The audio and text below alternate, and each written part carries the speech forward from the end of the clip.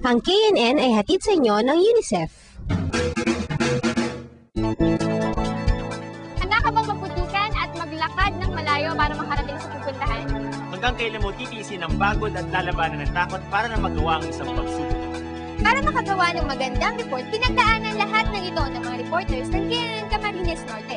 Siyempre, pag reporter, dapat laging handa tulad ni Roma sa kanyang mga ulat tungkol sa Boy Scouts. Handa na rin?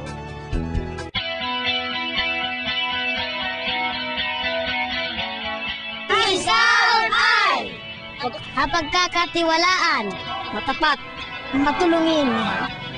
Ito raw ang ilan sa mga katangian ng mabubuting Boy Scouts. Ang Boy Scouts ay isang samahan ng mga kabataang lalaki. Layunin nitong paunlarin ang kakayahan ng mga kabataan sa loob at labas ng kanilang tahanan. Sinimulan ito sa Amerika ni Sir Robert Baden-Powell noong 1908 at ipinakilala sa Pilipinas noong 1914. Magalang, mabait, masunurin, masaya. Taon-taon, nagtitipon ng mga Boy Scouts sa mga jamborees na ginaganap sa iba't ibang rehiyon ng bansa. Noong Oktubre ng nakaraang taon, dito sa San Vicente, Camarines Norte, ginanap ang Regional Jamboree ng mga Boy Scouts ng aming rehiyon.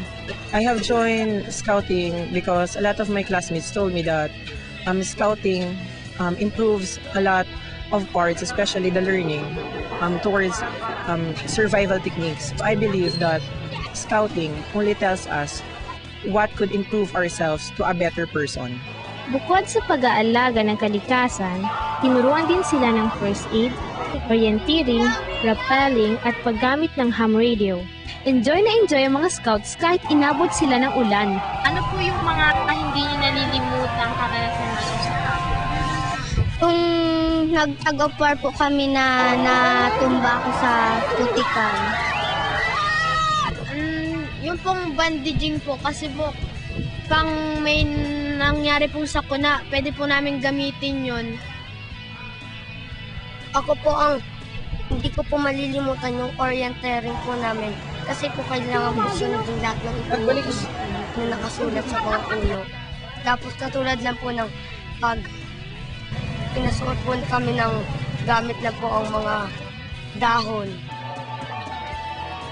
Mukhang talagang masaya at kakaibang karanasan ang scouting. Ang maganda pa rito, hindi lang sila nagkakaroon ng karagdagang kaalaman, tinutulungan din silang maging mas mabuting tao at mamamayan. Matipid, matapang, malinis, makadiyos,